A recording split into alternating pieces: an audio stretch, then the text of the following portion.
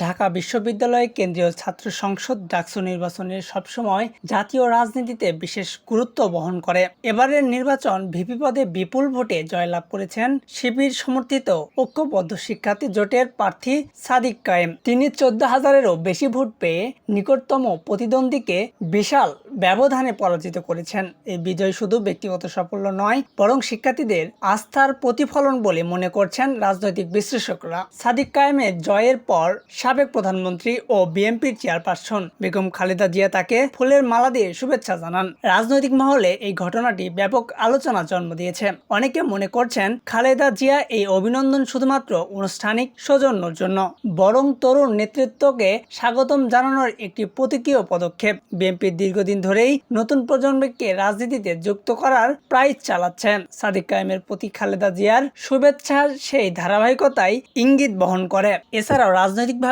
এটি একটি কৌশলগত বার্তাও বটে। আওয়ামী লীগ ক্ষমতা হারানোর পর থেকে ছাত্র রাজনৈতিক মাটির নতুন ভারসাম্য তৈরি হচ্ছে। বিএনপি ও তার মিত্র শক্তি চাইছে ক্যাম্পাসের প্রভাব বাড়াতে।